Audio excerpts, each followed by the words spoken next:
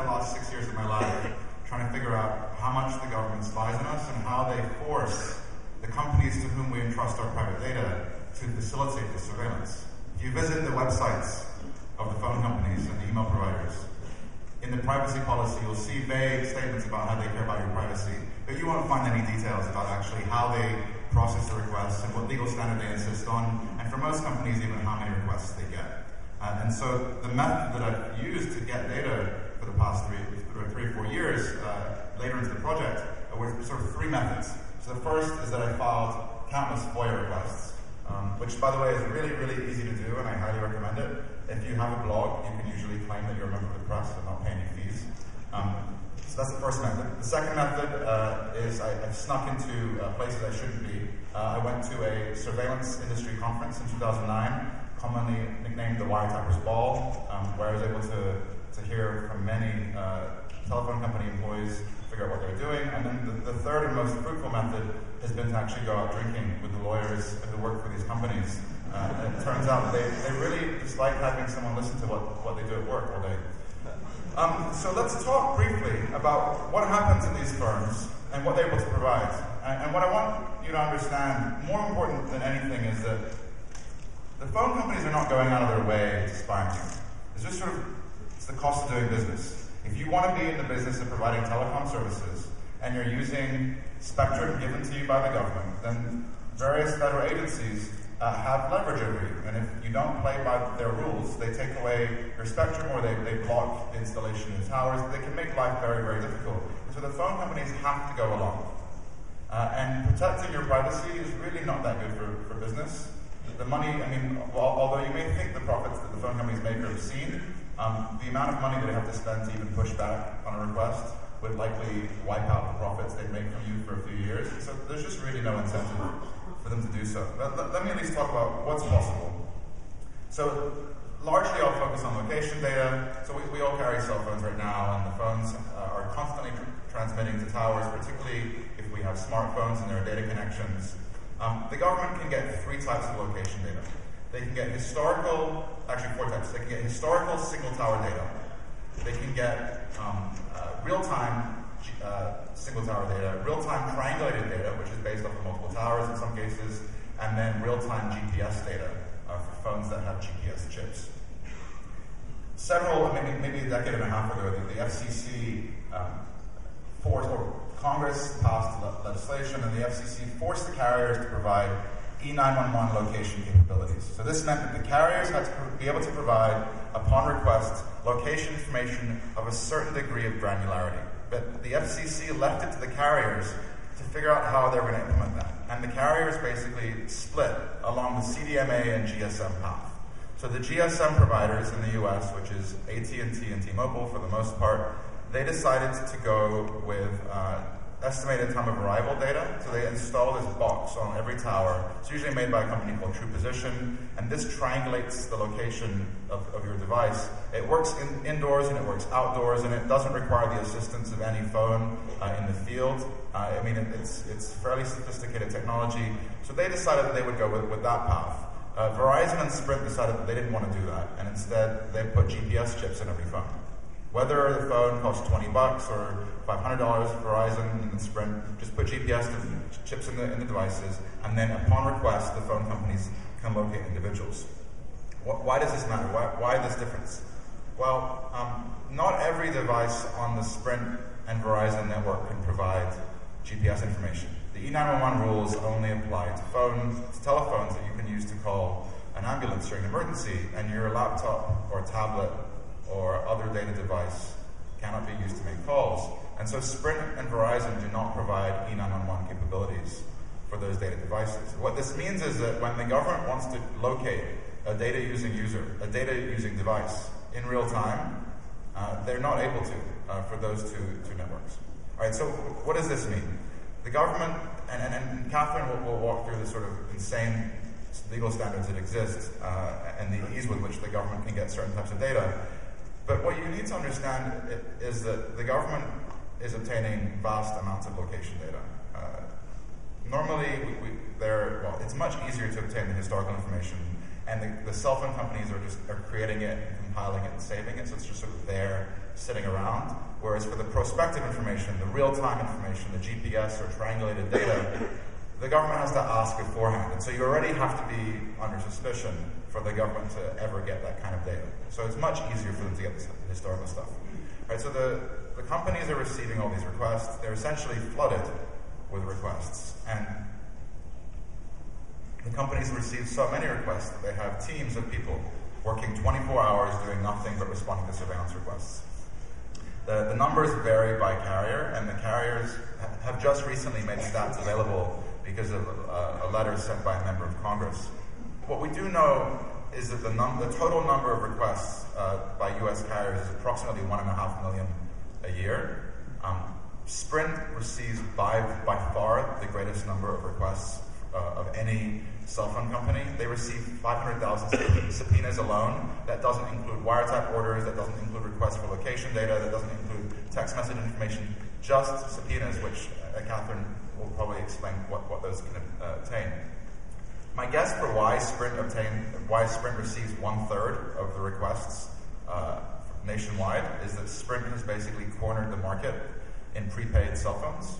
If you're using Boost, if you're using Virgin, if you're using several other prepaid carriers, they're likely using Sprint's network. And prepaid phones are popular with low-income people, the young, the poor, people living in urban areas who are more likely to be the subject of government investigations. I'm not saying they're more likely to be criminals, but they're certainly more likely to be the subject of investigations. And so I think that at least partially explains why Sprint receives so many requests. All right, so Sprint's receiving probably 600,000, 700,000 total requests a year.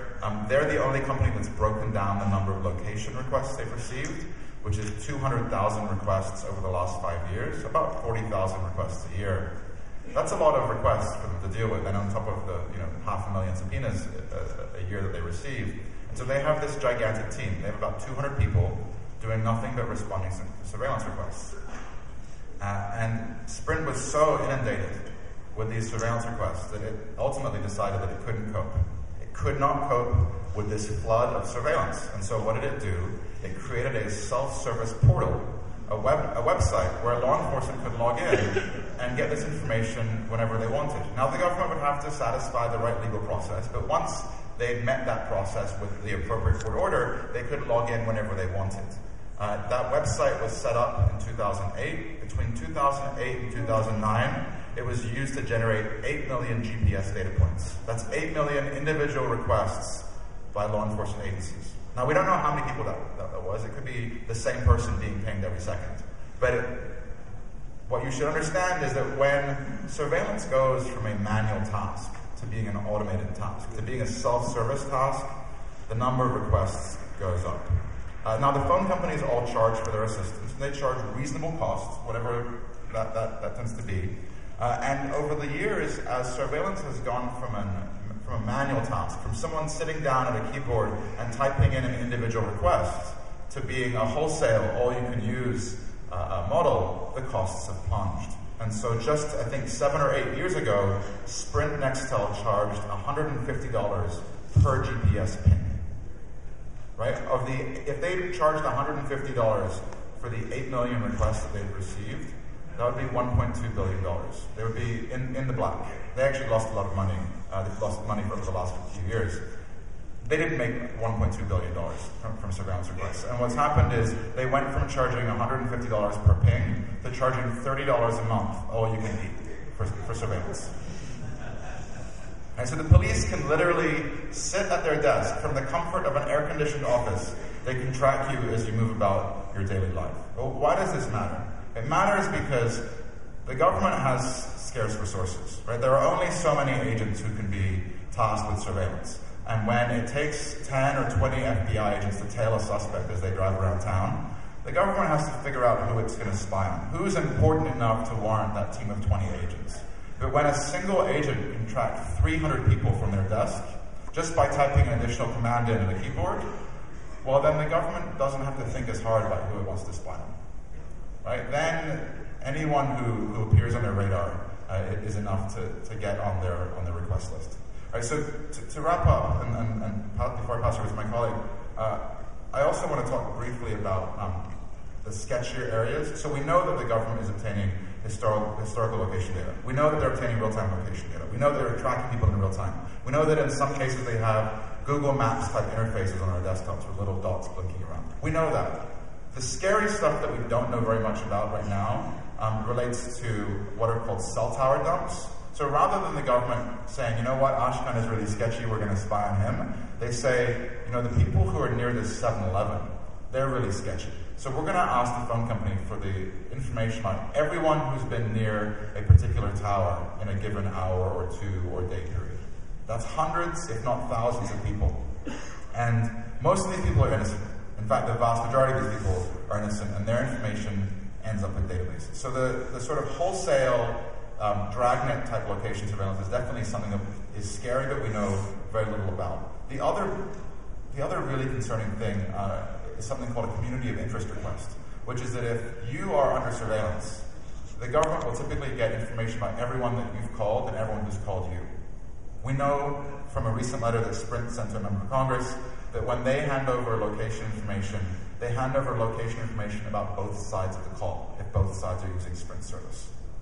So if I'm being monitored by the government, your location information gets handed over if you call me. So there are some really, really sketchy things happening. We don't know very much. I'm currently litigating my own lawsuit against the Department of Justice to get some PowerPoint slides about their current and cutting-edge methods of location surveillance. There are several other lawsuits going by several groups, and hopefully we'll get a bit more information. The last thing I'll mention before I pass it over, Ashkan teed this up. Several of you, I hope, in fact all of you should, use encryption on your smartphone if it's available. Certainly the latest version of Android offers disk encryption. You should certainly be using it on your laptop. So the question that I want you to think about, and I have the answer, but it's a really unfortunate, depressing answer, but think about this. You're arrested by the police, or you go through a border and the government grabs your cell phone, and they want to see what you're doing. They want to see what's on there, and you have some passphrase, and so the data is encrypted. What do they do? Well, if it was your laptop, if you were using TrueCrypt on your laptop or FileVault on your Mac, they'd be out of luck. Maybe they could force you to hand over your password, or maybe they could try and brute force it, but those are the only real options they have. With your cell phone, the smartphone vendor, the platform vendor, Apple or Google, they're in a position to undo the encryption. So the way it works, it varies by the two major platform providers. Apple appears to have some kind of master skeleton key. And so the police send the encrypted phones back to Cupertino, and the folks at Apple will clone the data off of the phone and then send the police a DVD with